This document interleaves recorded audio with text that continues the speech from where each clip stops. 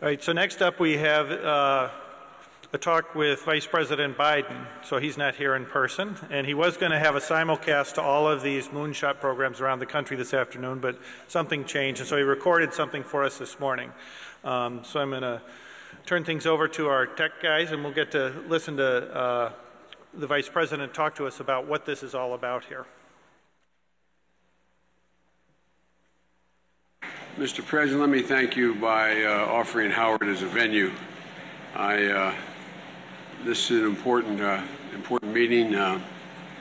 Before I go through the introductions and the recognitions of people, Carol came into my office yesterday, and it was like we'd known each other forever. Although I've watched her, I felt like I know her. But like many of the survivors that are in this room or patient advocates, the stories of our children and our spouses and our brothers and our sisters who have not, who fought the good fight and ultimately succumbed. It's amazing the spirit of so many of them. She was telling me about Carrie, and I started talking about, and I will not do this, I promise, about Bo, my son. And I was thinking when she was speaking that he was at 3 different hospitals over a year and a half. By the way, if there are any angels in heaven, they're all nurses. You docs are okay, but they're all nurses. Male and female. You're looking at a guy 2 months in ICU, 2 cranial aneurysm and embolism. I tell you what, doctor, I used to love it, Stacy, when I'd be in ICU and be looking at all those, all the machines, and you knew that if it flatlined, you had a problem, and you just get tired. You're not in pain, you just get tired and say, I just want to. And next thing I know, the nurse in the ICU, the doctor would come in and say, Doctor, here's what we have to do for the patient. And they'd listen to the doctor, yes, doc, right, okay. He'd leave, and then they'd do what they thought was right. Any rate, what I was thinking about, Carol, is that I believe almost every nurse in a 2-year period who took care of Bo showed up and waited as long as 5 hours in line in Wilmington, Delaware, to be at his viewing and his funeral, which is a hell of a testament to the nurses, but also a testament to our children. Look, Carol has taken her celebrity and focused it on this fight for a long, long time. And I don't think any of us can thank her enough. Like many of you in this audience, you've given your time and your passion and your emotion and your money to deal with this god-awful problem. Dr. Frederick, again, thank you for hosting this summit, for your leadership. Not only is this a great university, but in the medical field, it's in the fight against cancer. You're part of this whole gigantic effort. And excuse, as we used to say in the Senate, a point of personal privilege, one of the executive vice presidents at the DuPont company, who I came up with kind of as a kid when I was a young guy, and he did much better than I did, though. Stacy Mobley here, who is now, I think, you're chairman of the board down here, Stacy, and it's good to see you. And I haven't seen you in a long, long time. But everything that is ever important or good at home, you were always there. And obviously, you haven't changed your stripes in retirement. Let me thank everyone for being here. I want to thank everyone gathered at more than 260 summit sites in all 50 states, Puerto Rico, Guam, and here in D.C., from Miami, Florida, to Anchorage, Alaska, from Milwaukee, Wisconsin, to Lexington, Kentucky, to Hastings, Nebraska, to my hometown of Wilmington, Delaware. Summits are being hosted, serious undertakings. The Department of Health and Human Services, the American Lung Association, the Phoenix Children's Hospital, so many others are hosting summits all across the nation. This is the first time I believe, I'm told it is, the first time that physicians, scientists, nurses, patient advocates, families, and cancer survivors, foundations, companies, institutions have all come together at one time in such extremely large numbers throughout the country to simultaneously begin to decide what changes do we have to make, if any, in this fight. all across the country, all under a national charge from the White House to do something big, but very possible. Make a decade's worth of progress in the next 5 years. I know when this moonshot was first announced, some said, well, Biden's being naive, ending cancer in our time. That's not what I said. I believe we can make exponential progress. Exponential progress. I firmly believe we can do in the next 5 years what would ordinarily take 10. And think of what that will mean. Think of how many people you know who are saying, you docs who are saying, Doc, I just want to make it one more month to see my daughter get married. Doc, if I can just make it, if I can make it another 4 months, I'll be able to pay off the house and my wife will be okay when I go.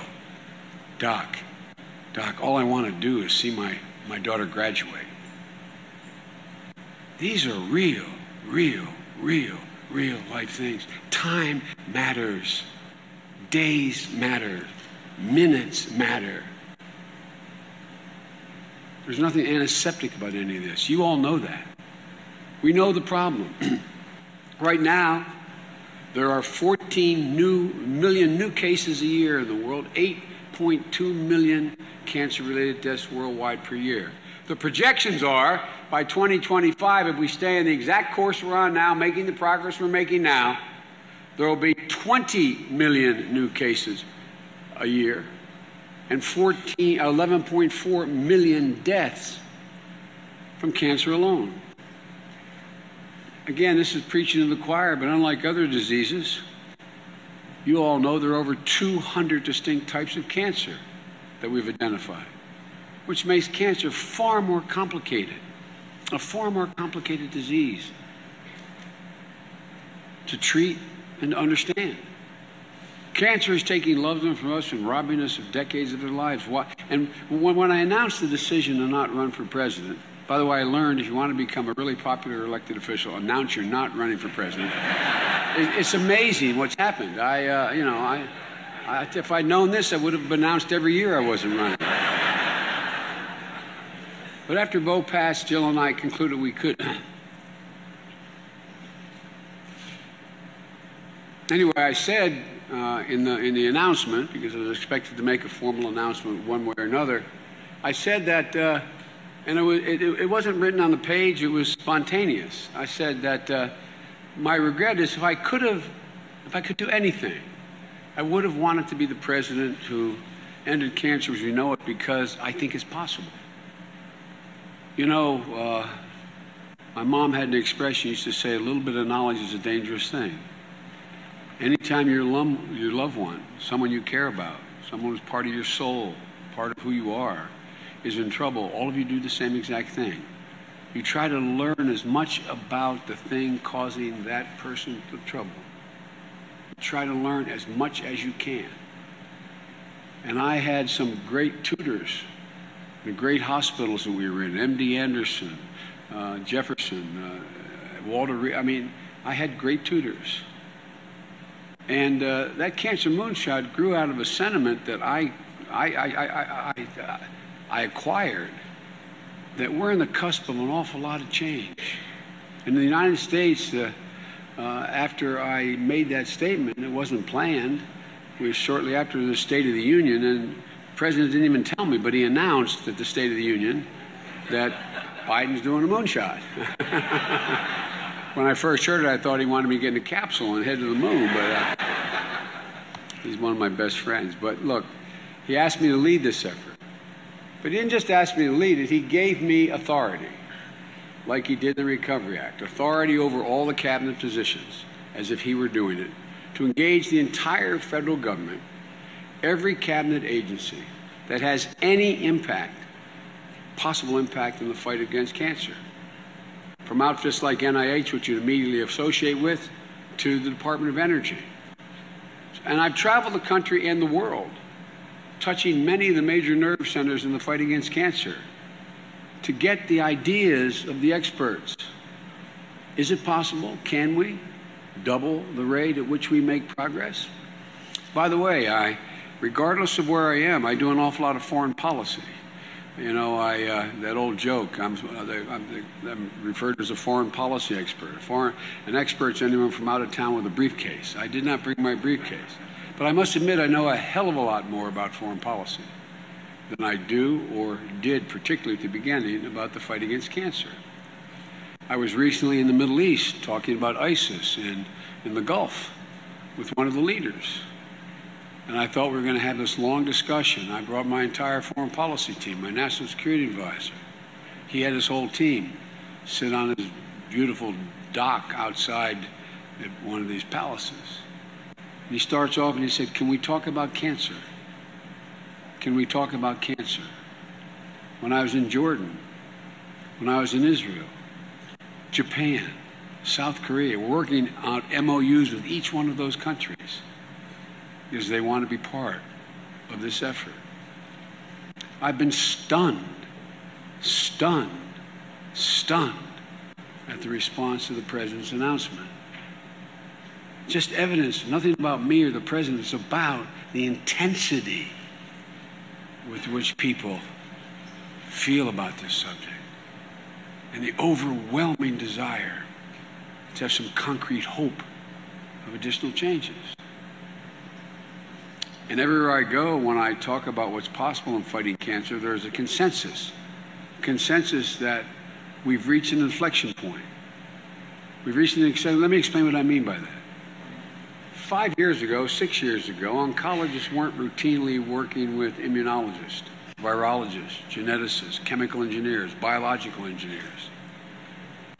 But now they are. Secondly, there is a recognition that by aggregating and sharing data of millions of patients, including genomics, family history, lifestyle, treatment outcomes, we have the potential to find new patterns and causes and successfully treat cancer in ways we never did before. We can now do 1,000 billion calculations per second. It changes the world, potentially, as the what? With aggregated data, we can learn. Now we have the capability to do it. Advanced technology, the supercomputing, allow us to analyze enormous amounts of data to find answers that we couldn't do 5 years ago. It would take scores and scores and scores of experts, years poring over to find similar patterns. And there's new hope. New treatment like immunotherapies, training the immune system to track cancer cells, more accurate radiation therapies which target cancer cells but do less damage to the healthy cells, transforming many of the types of cancer into chronic and manageable diseases when 10 years ago they were literally a death sentence. But in my view, to seize the moment, to seize this inflection point, we have to improve how we work together and get this all within our reach. One of the biggest problems we have, in my view, to solve is treatments need to be affordable. We need a strong continuum of generating and using knowledge to fight cancer, and we have to change the entire path, in my view, of how knowledge goes from small labs to pharmaceutical companies to production facilities. And the costs of life-saving drugs are astronomical. We have to come up with a better way. What is the possible justification when a life-saving drug is brought to market? At the time it's brought to market, it cost $26,000 a year. And 15 years later, it cost $120,000. Tell me, what is the justification for that? I'm sure you can identify a lot of other examples. And I know there are hundreds of millions and billions of dollars in sunken costs that reveal that actually come up with nothing. They have to be accounted for. But I want to raise some questions here, and I hope we get some answers. When I began the Moonshot effort, I was committed to bringing together all the human, financial, and knowledge resources we have to break down silos, to seize the moment, and to double our rate of progress. But I'm also committed to doing everything in my power to change the culture that too often stifles that project. Quite frankly, we have to change the culture a little bit, in my humble opinion. There was a report in Stat News that although NIH funding for cancer trials requires the funding, when you get the funding, requires the results of that data, be reported instantly. The number of institutions that receive the most funding from NIH funding don't report back to NIH in a timely fashion, sometimes a year or more. NIH scientists themselves, 75% of the time, are late or don't report their results. That's the study. I may be wrong, and I hope the experts here will tell me that's incorrect. But under the law, it says you must report. If you don't report, the law says you shouldn't get any funding. Doc, I'm going to find out whether it's true, and if it's true, I'm going to cut funding. That's a promise. That's a promise. Because all it does is slow progress. And to change the culture, the Moonshot effort is guided by a few missions. We have to reclaim the incentive for research within the research system, promote breakthroughs and faster progress preventing and treating cancer. We have to change the culture of research that turns scientists into grant writers, discouraging risk-taking.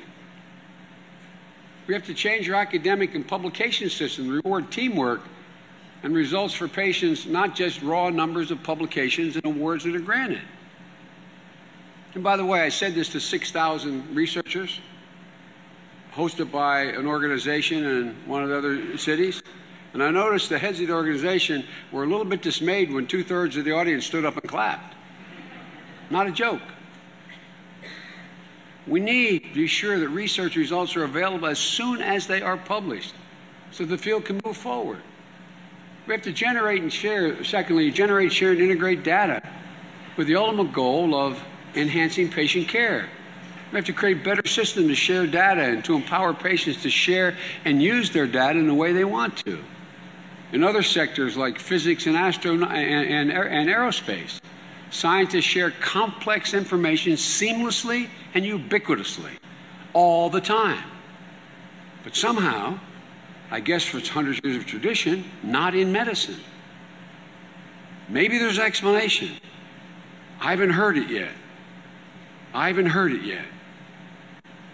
We have to bring new prevention strategies and diagnostics and therapeutics to patient communities across the world. The first place I'm going after this summit tomorrow is to Cleveland to highlight a tobacco cessation and cancer screening program, a collaboration between George Washington University and Case Comprehensive Cancer Center at Case Western Reserve University. Both Washington and Cleveland have higher than national average smoking rates. Lung cancer rates are higher, especially in areas where few people have access to lung cancer screening. This problem, which we'll hear more about this morning, uses social media and digital monitoring technologies to help people adapt to healthier lifestyles. You all know the numbers better than I do. Prevention can save a whole hell of a lot more lives than anything else we could do. Other screening programs are becoming available that can help detect cancer early so that it can be treated with better chance of success. These new approaches include non-invasive and mobile imaging techniques, new genetic markers that allow us to identify those at risk developing cancers long before they develop. I've been to most every major cancer institution in the country, and some of the work you're doing is absolutely mind-blowing. Liquid biopsies. Liquid biopsies are getting a whole lot of attention and may provide an even better way to screen for cancer very early in the process with a simple blood test. We can reach more people by taking the screening into their communities, just like we did, I might add, with breast cancer and HIV. And, we have mobile vans rolling into all those communities. You helped set up in Wilmington, Stacy, making sure we have a large African-American population who's underserved. We have mobile vans rolling in like in every one of your cities. As these techniques become more and more available and more precise, there's a lot we can do. Finally, we have to accelerate getting treatments to patients by identifying any unnecessary regulatory barriers that exist at the federal level that stand in the way of improving research or care. For example, patients should be able to seamlessly find a clinical trial that might suit a specific condition. Doctors should have an easy way of guiding their patients through the process. but less than, as you all know, 4% of cancer patients enroll in trials that might be key to discovering the next life-saving treatment. Now, I've been in Washington State, I've been in Nevada, I've been in California, I've been in Florida. I've been to, I think, 11 of the most highly funded and most reputable cancer research centers in the world. And they talk about how will they be able to get this life-saving capacity out to rural communities, Indian reservations. The one thing about you docs is, you became docs for a reason. You're devoted. You care. You care a heck of a lot. And it surprised me and pleased me to see how intensely the medical community is talking about the need to get services to at-risk communities that weren't available right now. Online clinical trial database has proven to be far too complicated for most patients and most local oncologists to be able to navigate. So under the Moonshot, we're creating a new trials.cancer.gov to help people learn about and get access to cancer trials. It will also be, I hope, a significant benefit to the pharmaceutical companies who are conducting trials and many times have trouble finding enough people to be in the trials. As advanced as we are, the idea that we can't come up with an app that accurately and is able to be used, that has all this data on it, is surprising to me. You know, my son, and it's not about my son, this goes for everybody, just my personal experience. You know, we put in the Recovery Act, which the President asked me to manage, over almost $1 trillion, $840 billion we spend in 18 months. And by the way, with every outside study, less than 0.2% waste or fraud. And in that, we thought we were going to change the way we govern, and we decided that electronic record keeping would help the medical community a great deal. So we put $35 billion in. It all got spent. Guess what? The 5 systems can't talk to one another. I mean, think about it. Now, we're not computer scientists. My son Bo had allegedly he was in a trial of one, anti-PD-1 and a viral injected into a stage 4 glioblastoma, requiring him to, on a multiple times in the day, do an MRI to see the progress. At first, our docs were giddy at the progress that was being made. But he was up at Walter Reed, and the docs were down at MD Anderson, an incredible organization in my view. But for the fact my son-in-law is a leading surgeon in the Philadelphia area, we had to gather up the information, not record it electronically, get in a plane and fly it down. Joe, can you imagine your company functioning that way? And being able to make it? It's not anybody's fault, but we got to fix it. We got to fix it. We owe it to future generations to seize this moment, to move with deliberate purpose and double our rate of progress by just dealing with things that, if this were a high-tech firm we were running, they'd say, we got to solve this problem. It's within our wheelhouse to do these things. What I'm talking about so far doesn't even contemplate the enormous genius that resides in this room. Like one of the brightest men of all of medicine is the guy sitting right there who's the head of NIH. No, I mean it sincerely. The impediment isn't the lack of the gray matter genius and ingenuity in terms of new drugs, new treatments, etc. It's all this stuff that gets in the way. The only thing I'm good at in government is getting things out of the way. No, I am good at that. I am good at that. So, I don't want this to come across as somehow the federal government has the answer. We don't have the answers. We got to figure out how to get out of your way, and you guys have to figure out how to get in each other's way more. Previous generations have successfully faced similar problems. and given us longer lives to enjoy today. Millions of people feared that their children during the polio epidemic in the 50s, but hope conquered fear sooner than anyone had ever imagined with technology and breakthroughs in the polio vaccine. Look at what you've all done in HIV/AIDS and how you've aggregated capability and the progress you've made. Cancer is not going to be conquered by any one thing, but I believe it's a challenge. With your brilliance, we can win if we're devoted to winning it in a timely fashion, meaning yesterday. Today, we're announcing a series of measures being implemented by government agencies, private companies, universities, institutions, and foundations that address some of the problems and move us toward a goal of doubling that rate of progress. The federal task force has gotten to work and today is announcing a dozen new actions of policies, including the Department of Energy and Veterans Affairs, have now formed a collaboration to apply the most powerful computational assets at the national labs to nearly 500,000 veterans' records in one of the world's largest research cohorts, the Million Veteran Program, a cornerstone of the President's Precision Medicine Initiative.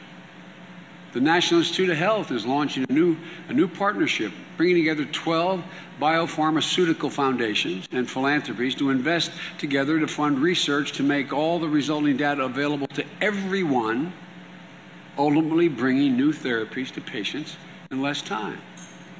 Earlier this month, I went to the University of Chicago for the launch of the National Cancer Institute Genomic Data Commons, a platform that includes genomic data, associated clinical trials, shared openly and broadly to advance cancer research and improve it. And we're announcing today that with the commitment from the Foundation Medicine, a total number of patients has gone from, when we announced, 32,000 patients have accumulated, doubled to 32,000 in just over a month. The expectation and hope is it will be exponential. Private, philanthropic, academic, patient advocacy communities have answered the call, including the Breast Cancer Research Foundation. Inspired by the Moonshot, I'm told, call for a collaboration and commitment is doubling their annual research investment from $50 to $100 million, aiming for a cumulative investment of $1 billion by 2021 to speed up connecting the dots, as they say, between molecular information we can amass and our understanding of cancer, to accelerate turning new discoveries into effective treatments. Open, the Oncology Precision Network, a partnership between Intermountain Healthcare, Stanford Cancer Research Institute, Providence Health Services, Catholic Health Initiative, the Henry Ford Health System, and Synapses. I think I'm pronouncing it right, S-Y-N-A-P-S-E. It sounds like Synapses, but anyway, forgive me. But this network is going to link cancer genomic data for 79 hospitals and 800 clinics across 11 states. Data for more than 50,000 new cancer patients per year that can now be shared openly on a network. A company called DocGraph will use Medicare claims data released because of the administration's open data effort to publish reports describing Medicare patients, how they move through the healthcare system in years before and immediately after a cancer diagnosis. The report will show how factors such as geography, type of physicians and providers they see, their treatments, their pathways, affect the patient's experience and affect the outcomes. Through a collaboration with Destination Brands International and Mount Sinai Medical Center, the City of Miami Beach is providing dozens of free sunscreen dispensaries on their beaches, their parks, their public pools, for residents, for millions of visitors every year. I might add parenthetically, there's been no real progress in sunscreen, new sunscreen applications in, I don't know this for a fact, I think it's almost 2 decades. It's a long time. In response to Cancer Moonshot and the focus on prevention, Miami Beach is going to continue this program at least until 2021. These are just some examples. There are another 30 other announcements we're making today. In the early 1900s, a bone surgeon in New York named William Cooley, following pioneers like Koch and Pasteur and von Behring, developed a theory that most surgical infections, post-surgical infections, help patients recover better from cancer by provoking the immune system response. he began injecting patients with streptococcus and dead bacteria, which became known as Cooley's toxins. When he did, the patients survived a little bit longer. Following pioneers like Cooley, scientists today are developing immunotherapies that have a chance to make the threat of some cancers a distant memory. Imagine a day, perhaps when my grandchildren have children of their own, when the threat of cancer is a distant memory, when their children can be vaccinated for cancers as routinely as we vaccinate for measles and mumps, and other cancers can be treated and cured, made into chronic conditions. Folks, I've spent the better part of the last year trying to learn as much as I possibly can, to become as informed as I possibly can, and yet I'm not informed as many of you in the audience. I can tell you more about the PSI of an SS-18 Soviet silo missile than I can about some cancers. But I've worked hard.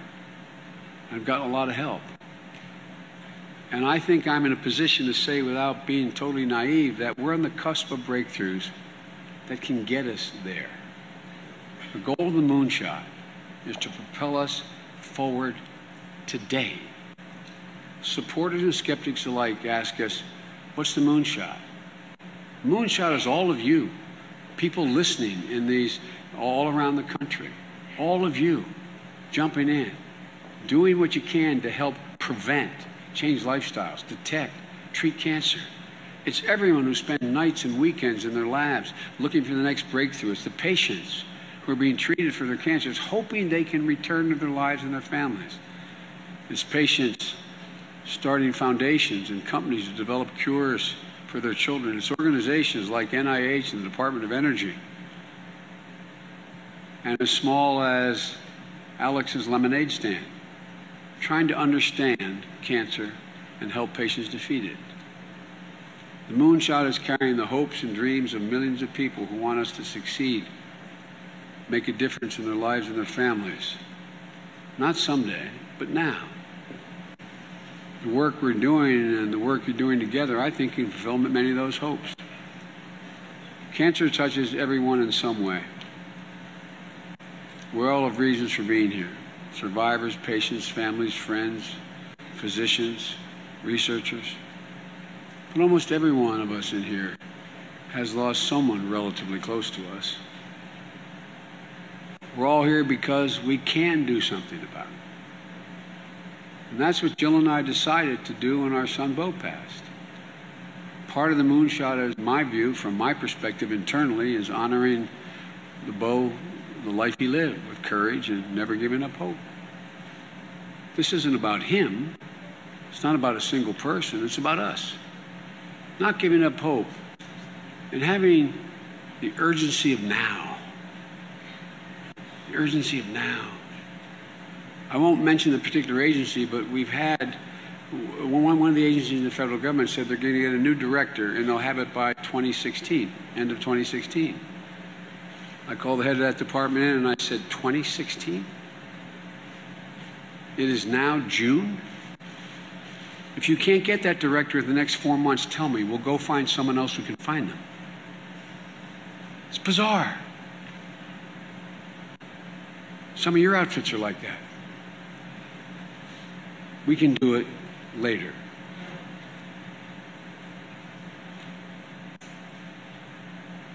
Because these are breakthroughs that are just beyond our grasp. So we need each and every one of you. I challenge all of you to think anew about the scourge of cancer. Go beyond your comfort zone. Set and achieve goals that are going to change the way we do this. Think about it tomorrow.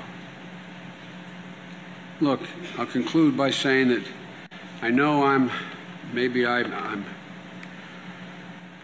sometimes accused with total justification of being too passionate about the things I care a lot about. But when we were doing the Recovery Act, and I was in charge of making sure that my money got spent wisely, and I met with the cabinet 16 times. I met on the telephone for at least an hour with every single solitary governor but one, most every mayor in the country, and most every county executive. I mean, in large, from as few as one to as many as 80 at a time. And there was one program we had, I won't mention it, but we weren't able to get out X percentage of money, about it was $28 billion, that would have an incredible positive impact on energy and on the consumption of energy. So I turned to the head of one of the departments, brilliant guy, and I said, why hadn't this been approved yet? And this person said, I have a 30-person department that has to go through it. I said, okay. And I turned to the other department that was involved, and I said, why hadn't this been done? He said, I have a 28-person department. I looked at my watch, and I said, well, it is now 11 after 10. And at the time, it was a Tuesday. If you guys don't have this settled by 11 after 10 on Thursday, I promise you I'm stripping those departments. Son of a gun. It was done, and well. It was well. Guys, some things you cannot rush. They take time. But some things, the only reason they're not happening, it's not we don't know how to do it. We're not urgently focusing on what has to be done. Finding a director, I promise you, if we lost a director, God forbid, to the CIA, I promise we'd have one very shortly. We lost a general on the battlefield, I promise you we'd have one very shortly. So my plea with you is, and I know most of you are working, not a joke, I know most of you are working 17, 18 hours a day. Help me today be able to go back to the president and tell me what I should be doing, what we should be doing to increase the collaboration, expand the base of knowledge, and have a greater sense of urgency on the mechanical things, on the structural changes that make a difference. You're extremely gracious to put up with me. We need you badly, and I really do believe it's within your power to fundamentally change and turn despair into hope. Not cure everything, but turn despair into hope a lot sooner than later. Thank you for the bad news here. I'm here the whole day.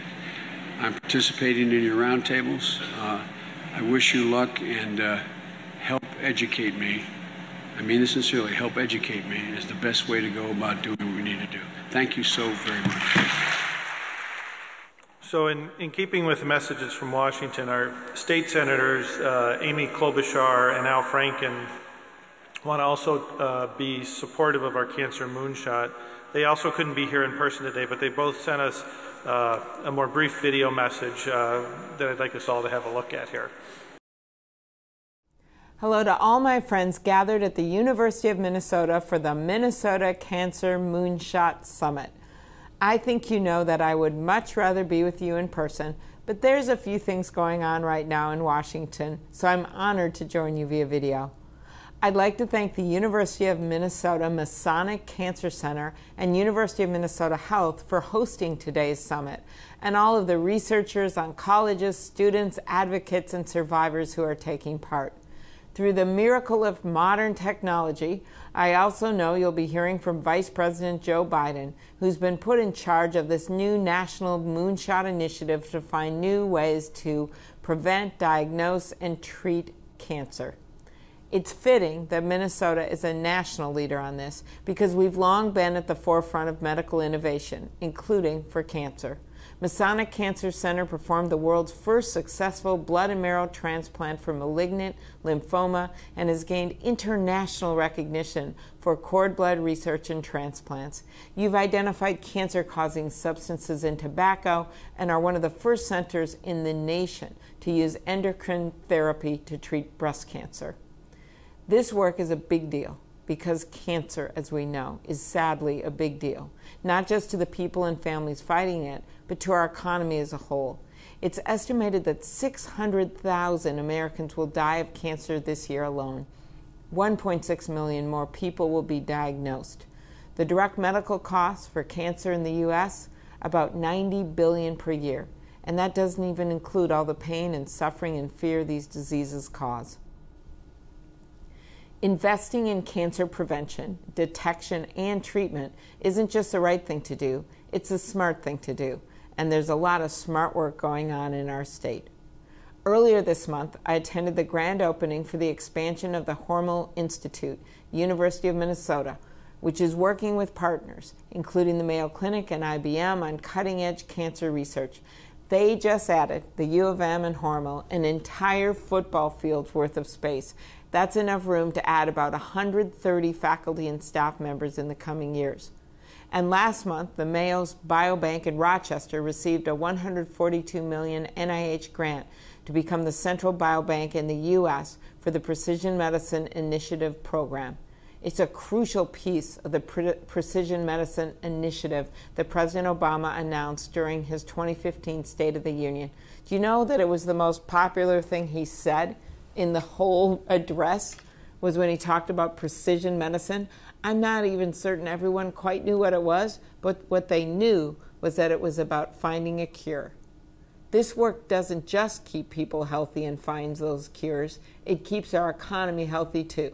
Research jobs like the ones at the University of Minnesota Masonic Cancer Center and at Hormel and at Mayo are making our state a destination for top scientific talent.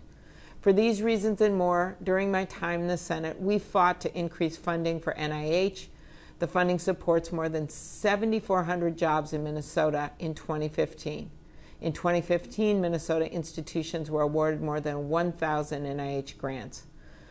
That was why during the shutdown, when everything was going downhill, I was the only senator to donate my entire salary during that time to NIH.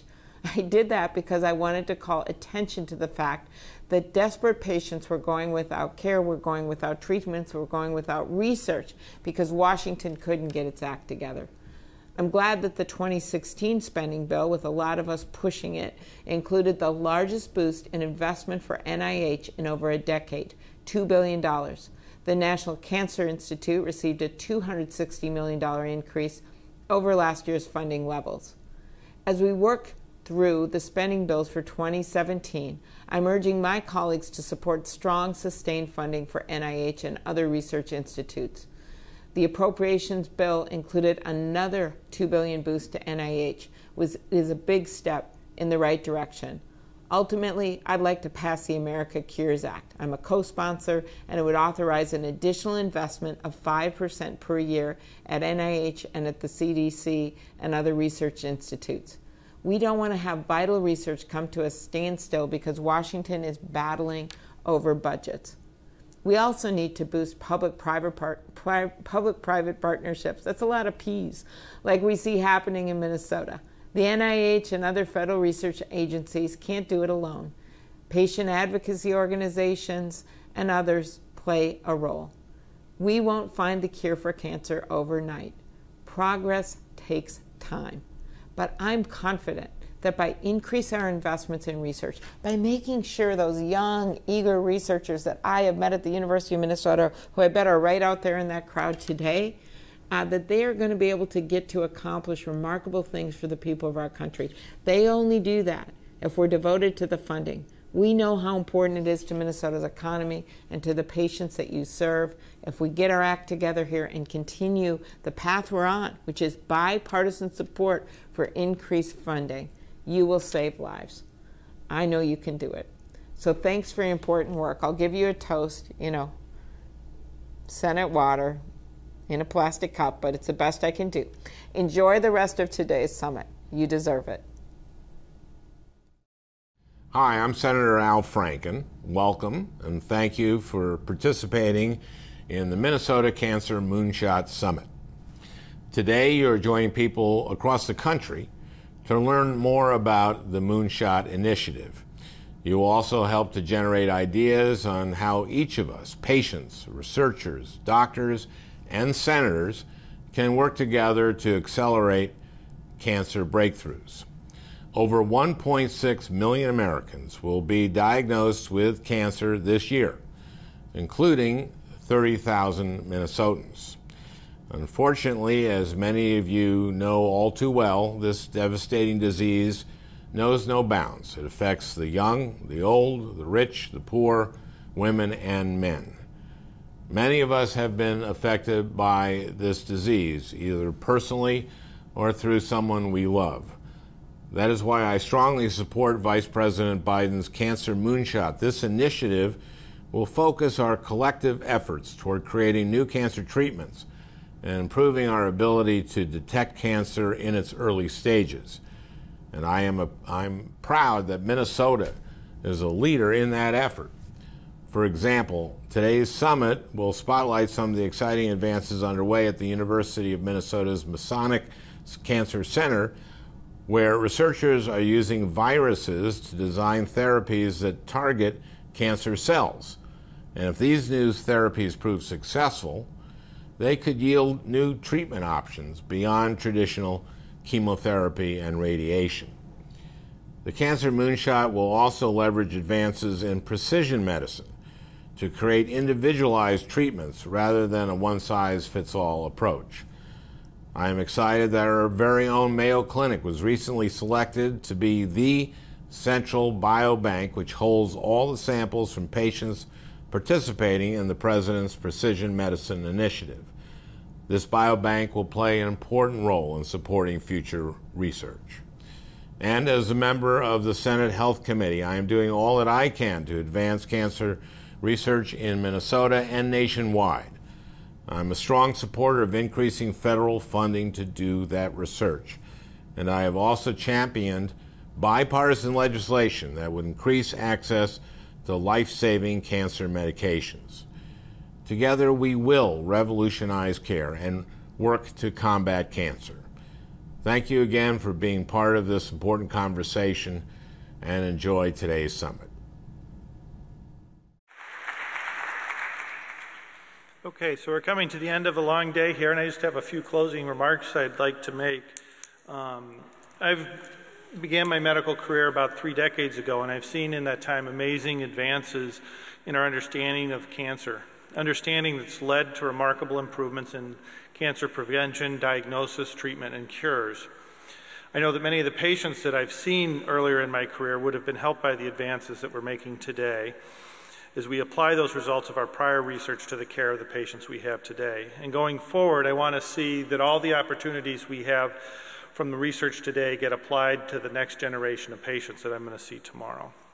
But for that desire to be realized, we can't conduct our research, we can't care for our patients, we can't succeed doing all those things we need to do to impact cancer by ourselves.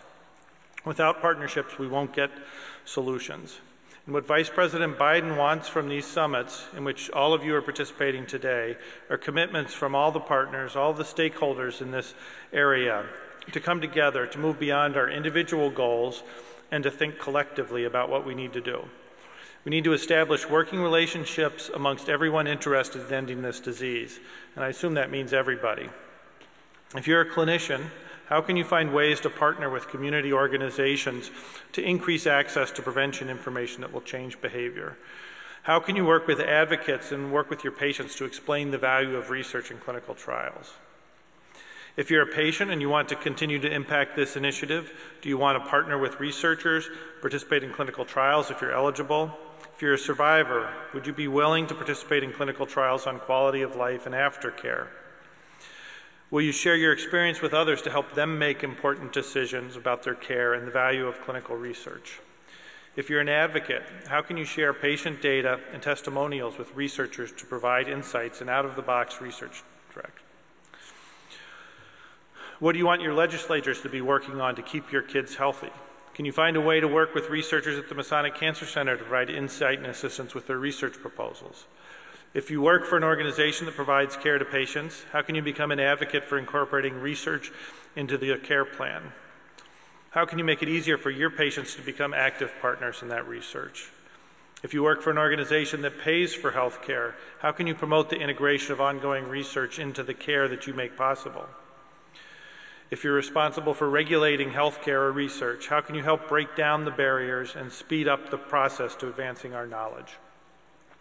Everyone in this room can volunteer for an advocacy or philanthropic group, can raise awareness about cancer prevention, and can share what you know about cancer to a broader group. Everyone in this room can volunteer to join the boards that review clinical trials. For example, the Academic Health Center at the U of M has review boards for all clinical trials that help ensure the quality of the science. I challenge everybody in this room to find a way to be part of the solution. I'm sure many of you have ideas and new views of the problem that haven't even occurred to the rest of us. For the Cancer Moonshot to work, we have to stay connected with research, with organizations such as the Minnesota Cancer Alliance, with patients, with providers, with payers, with legislators, to continue to keep the focus on the goals of the National Cancer Moonshot. While I've been speaking, you've received an email asking if you wish to be part of the continued conversation that we began today with the Minnesota Cancer Moonshot. If you agree and opt into the email message, you'll be added to a managed Google group, which will serve as a forum for ideas, for connections, for next steps. This Minnesota Cancer Moonshot Google group will be the virtual continuation of this meeting and a hub for our future collaborations. In our conference call this morning with Vice President Biden, he wanted me to stress to everybody that this is just the beginning of our conversation, the beginning of what's a lot of work ahead of us. Once the Cancer Moonshot is fully funded by our friends in Washington, we need to be able to quickly assemble the teams that will respond to the federal grant opportunities that are coming to bring those funds to Minnesota. And the Minnesota Cancer Moonshot Group will be ready to answer. We hope today's been an inspiration to all of you to participate in this important work. Let's use today as a catalyst to explosively increase our pace to understand, treat, prevent, and survive cancer. Thank everybody for coming today and participating.